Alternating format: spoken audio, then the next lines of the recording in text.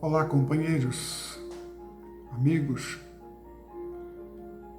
Estamos aqui mais uma vez nesse trabalho do estudo da doutrina espírita, onde nós estamos buscando conhecimento a respeito da vida espiritual, visando nos esclarecer de formas que nós possamos nos tornar criaturas melhores, seres humanos mais conscientes. Vamos agradecer a Deus por tudo isso, dizer: Senhor, obrigado. Obrigado pela vida, pela paz de espírito, pelo amor que está colocado por Ti em nossos corações, para que possamos expandir esse amor aos nossos semelhantes, aos nossos irmãos. Esperamos que, nesses instantes que aqui nós vamos conversar, possamos fazer um bom proveito, uma reflexão a respeito desse assunto de hoje, que é o livre-arbítrio, que é uma das leis morais, está entre uma das leis morais, que é a lei de liberdade. Esse item, livre-arbítrio, está no Livro dos Espíritos, nas questões 843 até 850. Então nós vamos nos debruçar nessa noite, nesse assunto, buscando entender essa proposta, liberdade, né, pelo livre-arbítrio. Livre-arbítrio é um tema muito empolgante. Livre-arbítrio tem sido assunto de seminários, de livros, de muitas palestras, de estudos, posto que é um assunto muito intrigante e que diz respeito a todos nós, e que em alguns momentos nós paramos para nos analisarmos diante daquilo que se está proposto diante de nós, no que diz respeito à nossa interação com o próximo, com as coisas que nos envolvem. Então, o livre-arbítrio é a capacidade de fazer uma escolha livre. É um dom dado por Deus, um privilégio, uma oportunidade, uma bênção dada por Deus. Ele é também a capacidade autônoma da escolha, realizada pela vontade livre de fazer, de decidir. Então, a questão do livre-arbítrio tem muito a ver com a lei de causas e efeitos. O livre-arbítrio, ele está relacionado com questões psicológicas, morais e filosóficas. Filosófica no que diz respeito à tomada de consciência das buscas que o ser humano enfrenta na sua caminhada. E de alguma outra forma também, filosoficamente, está ligada ao determinismo. Mas as leis morais estão aí presentes no livre-arbítrio porque tem a ver com as responsabilidades. Então, o livre-arbítrio do aspecto moral tem a ver com as responsabilidades. E psicologicamente tem a ver com a pessoa como indivíduo, como ser. Mas como nós falamos a respeito desse assunto de livre-arbítrio compreendido filosoficamente, onde o determinismo se acha presente, posto que o determinismo afirma de que todos os acontecimentos inclusive o próprio livre-arbítrio, eles são causados por acontecimentos anteriores. Isto é que o homem, nesse caso, ele está destituído dessa própria liberdade de ação, de decisão e de influenciar nos fenômenos e nos fatos, visto que tudo isso que está aí posto a nós já aconteceu, está previsto para acontecer, está determinado a acontecer. Em outras palavras, tudo aquilo que eu fizer, tudo aquilo que eu resolver ou decidir, não irá influenciar diretamente no resultado. Aquilo que tem que ser, será. Como diz também, já está escrito nas estrelas. Então, esse pensamento do determinismo vem buscar anular o conceito do livre-arbítrio em função de compreender de que as minhas decisões, as minhas opções, por melhor que sejam as intenções, não irão influenciar no resultado final. Isso está de desacordo com tudo aquilo que a doutrina espírita nos fala, tudo aquilo que Paulo apóstolo nos fala, que o Cristo nos falava, tudo que o homem semear, isso ele ceifará. Então eu semeio, eu planto, e no resultado disto, que a lei de causas e efeitos vão me apontar um resultado. Nesse sentido, eu sou autor, coautor dos resultados e autor direto daquilo que eu determino, daquilo que eu decido. Em outras palavras, o determinismo é uma ideia, um pensamento que vem tirar de nós a responsabilidade sobre as nossas ações, sobre aquilo que nós resolvemos realizar, aquilo que nós decidimos. Mas o livre-arbítrio, ele está ligado à lei de causas e efeitos. Ele é, então, nos mostrando de que na vida nós estamos decidindo alguma coisa o tempo inteiro. Sempre existe alguma situação em que nós temos que tomar uma decisão, que temos que dar uma opinião abalizada sobre determinadas coisas que irão influenciar no resultado final. Então, na vida, nós tomamos decisões o tempo inteiro. E são nessas horas que nós temos que estar muito atentos, pois toda causa nos traz um efeito, que pode ser um efeito bom ou não, positivo ou negativo, e que pode nos trazer alegria, satisfação, mas também pode nos trazer sofrimentos.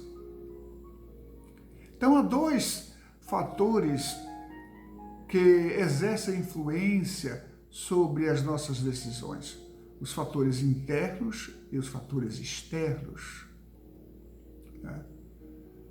Os fatores internos são as minhas experiências, aquilo que eu aprendi, aquilo que eu conheço, aquilo que acumulei como conhecimento e que me apontaram para alguma coisa que seria lógico e razoável.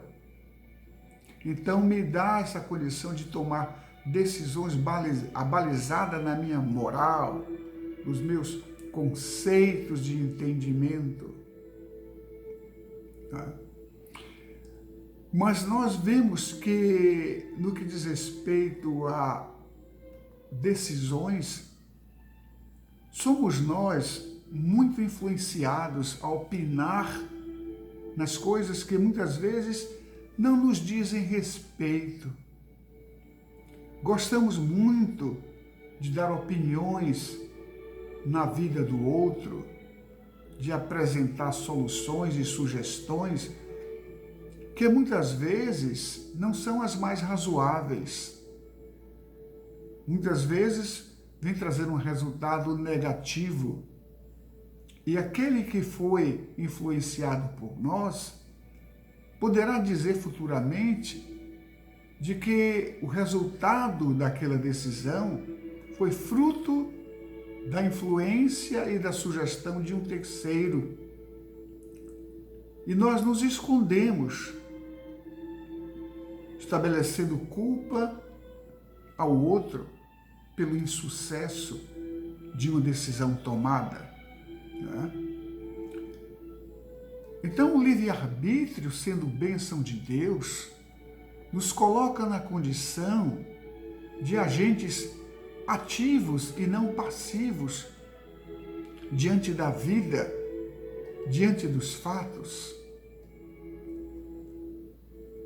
Nós vamos ver que os fatores externos, nós falamos dos internos, que diz respeito a mim mesmo, mas também tem os externos, que é ligado ao ambiente social, à vizinhança, aos grupos sociais, à religião. Nós participamos de grupos sociais, de clube, de associações. E dentro dessas associações, desses clubes, desses grupos sociais, normalmente existem conceitos que é grupal e que nós, estando nesse grupo, acompanhamos nessa perspectiva aquilo que o grupo pensa, aquilo que o grupo decide. Quantas vezes nós dizemos numa reunião, dizendo eu estou com a maioria, e nos omitimos muitas vezes de dar a nossa opinião, de colocar aquilo que é o meu entendimento. O resultado, sendo bom ou mal, ou ruim, é o resultado da escolha do grupo. E nesse contexto eu estou incluído. Nada nos impede de que nós façamos uso daquilo que nos é dado como direito, a nossa opinião, a nossa posição diante dos fatos, diante das coisas. Nós vemos, por exemplo, de que nas religiões existe algo muito interessante, porque alguns líderes, alguns grupos religiosos se revestem de poder, se dizendo mensageiro de Deus, se dizendo o enviado do Senhor para guiar o seu rebanho. E nesses grupos, normalmente, a opinião desse líder é o que vale. Ele que diz o que é bom e o que não é, o que eu devo comer ou não, como eu devo me vestir, os ambientes que eu devo, frequentar e que não devo frequentar, o que eu devo fazer e não devo fazer. Então, eu não preciso me aprofundar muito naquilo que os livros sagrados me trazem como lição, porque o meu líder religioso é o condutor da minha fé. Ele é o inspirado por Deus, é o enviado por Deus, então eu me omito. Jesus disse que cada um de nós dará conta de si mesmo perante Deus. Então, diante dos tribunais divinos, eu não posso dizer que foi o meu líder, que eu estou nesta ou naquela situação, porque eu segui o meu líder religioso, que me disse o que era certo e o que era errado. E nós muitas vezes comparecemos a certas reuniões, assistimos, as reuniões, aquele que está à frente, falando por nós, interpretando os textos sagrados, e nós balançamos a cabeça em sinal de confirmação e de aceitação. Mas será que quando você vai a uma reunião, ao chegar em casa, você não pega o seu livro sagrado e abre para lê-lo e ver se realmente aquelas palavras estão de acordo com aquilo que está escrito, que a sua capacidade de entendimento é igual ou não? Então, às vezes, nós queremos colocar os resultados no outro, mas nós abrimos mão nesse momento do nosso livre-arbítrio, dessa coisa que é muito séria, de decidir as coisas por mim mesmo, aconselhados ou orientados por outro, mas desde que seja aquilo que cabe na minha forma de compreensão, porque Deus me deu a inteligência, a capacidade de julgar, a capacidade de percepção, de sensibilidade, seja lá onde for, dentro da religião, dentro da política. Nós não estamos aqui, de forma alguma, querendo que ninguém se rebele contra os seus líderes, mas apenas chamando a atenção de que a responsabilidade é nossa, o compromisso é nosso, e que nós não podemos e não devemos fugir das nossas responsabilidades e atribuir ao outro aquilo que é de minha responsabilidade.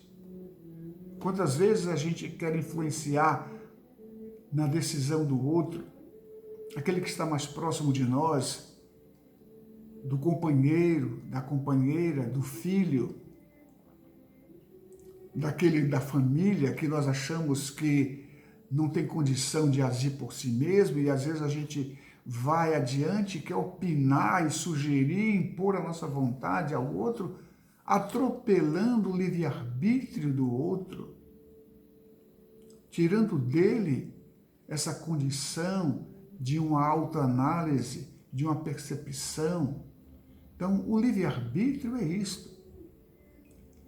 É a liberdade de ação, de decidir por si mesmo.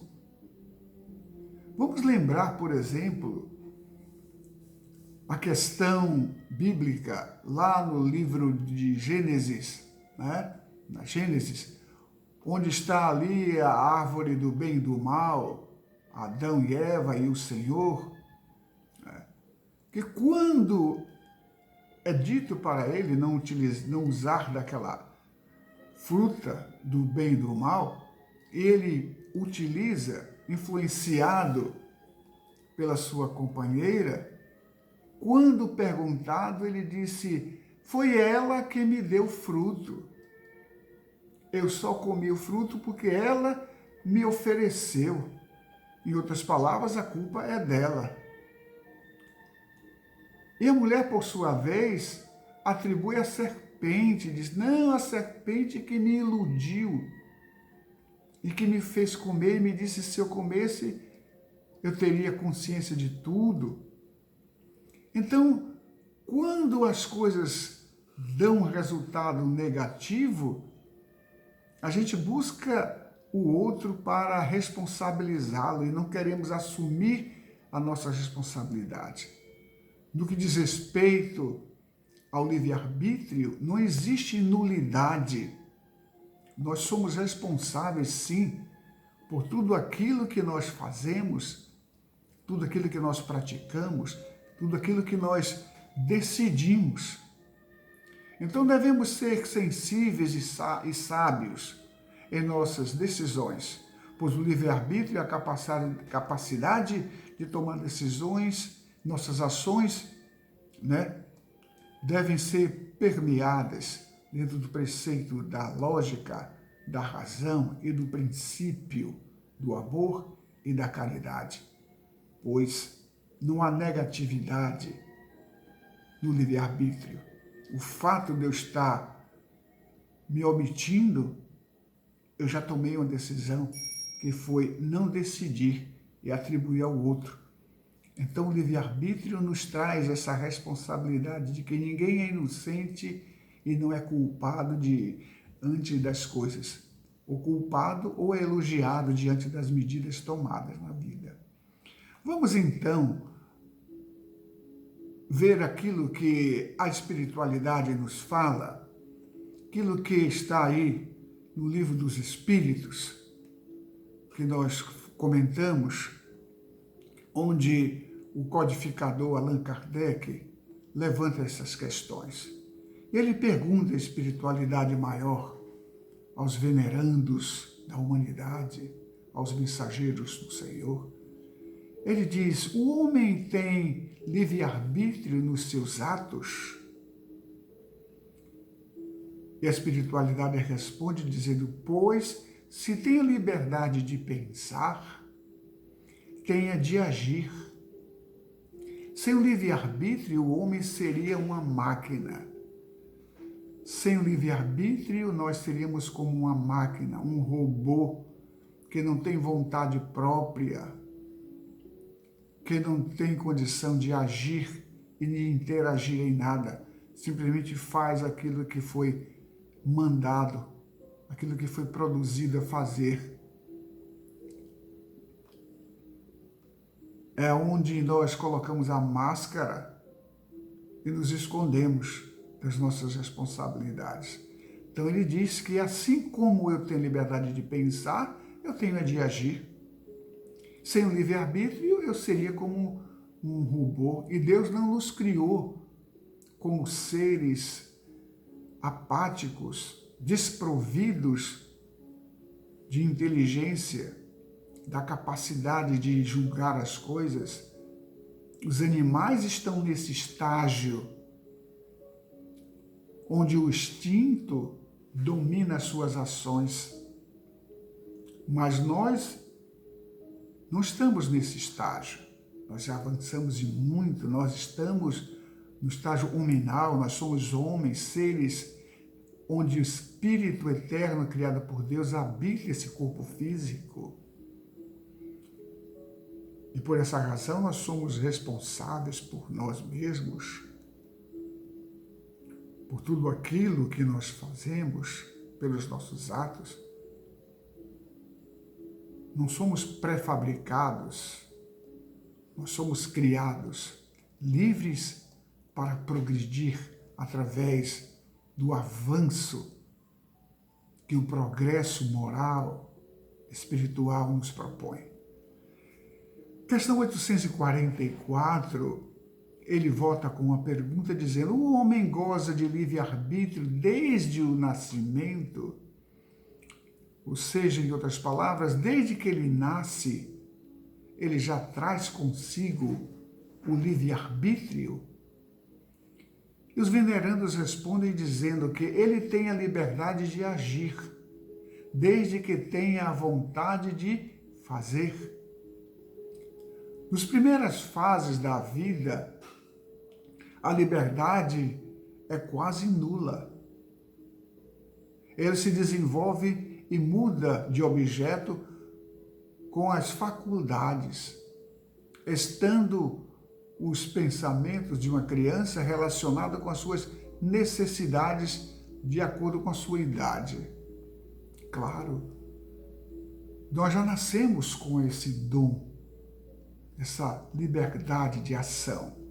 Mas quando se trata de uma criança em idade tenra, ele ainda, embora tendo a condição intelectual já aí consigo, mas ele ainda não tem condição de decidir as coisas, de fazer as suas escolhas.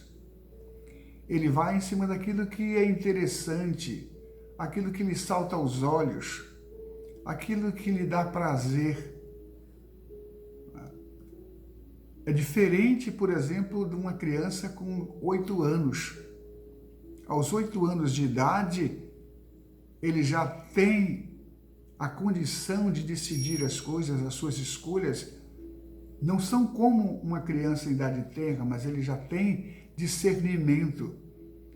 Assim como o jovem adolescente, a sua condição de discernimento não é igual à de uma criança em idade tenra, nem de uma criança de 8 anos, bem como o adulto, a sua condição pelas suas experiências já vividas são diferentes, são mais avançadas a sua capacidade de percepção e de escolhas. É isso que a espiritualidade nos fala, de que segundo a idade nós vamos nos desenvolvendo e a condição da livre escolha vai se aperfeiçoando, porque nós vamos ganhando experiências. Então ele diz o seguinte, na 846, Kardec pergunta, o organismo não influencia nos atos da vida? E se influi, não o faz com prejuízo do livre-arbítrio? Vou repetir. O organismo não influi nos atos da vida? E se influi, não o faz com prejuízo do livre-arbítrio? Mais ou menos o que diz respeito à questão anterior, né? O organismo, o estágio físico. E eles respondem dizendo que o espírito é certamente influenciado pela matéria, que pode entrever as suas manifestações. Eis porque nos mundos em que os corpos são menos materiais, está falando aí dos mundos superiores, ele diz, a faculdade se desenvolve mais com liberdade. Claro, o espírito livre da matéria, ele tem uma percepção amplificada das coisas. As amarras da matéria não mais estão com ele. Então a sua capacidade de percepção, ela é ampliada, a sua visão é ampliada, está livre das influências da matéria. Por essa razão é que os espíritos têm uma condição de pensamento mais aguçada do que nós, porque as nossas percepções ainda estão ligadas à matéria. E a matéria influencia sobre as minhas decisões, porque ali está a questão material, onde eu ainda busco os meus interesses, sou influenciado por coisas materiais que podem influenciar nas minhas decisões. Por essa razão que a espiritualidade nos diz de que há influências, sim, posto que o corpo físico armazena na memória experiências e que podem, por assim dizer, contribuir numa decisão pelas experiências provadas na nossa existência. Aquele que ele diz que imagina, que aniquila o seu pensamento para se ocupar apenas da matéria, faz-se semelhante ao bruto, ou ainda, porque não pensa mais em se livrar do mal. É aquele sentimento materialista que nós temos ainda, de nos dar bem, de decidir aquilo que vem me trazer proveitos, vantagens. E nem sempre, moralmente, essa é a melhor escolha. Quantas vezes a gente age contra a nossa consciência, porque vamos nos beneficiar em alguma coisa. Então, o livre-arbítrio tem a ver com a lei de causas e efeitos. Então, que Deus nos abençoe e nos dê a sua paz. Esperamos que tenhamos aproveitado esse momento. Semana que vem nós vamos dar continuidade a esse assunto. Que Deus nos abençoe a todos e que nos dê a sua paz. Muito obrigado pela atenção de todos.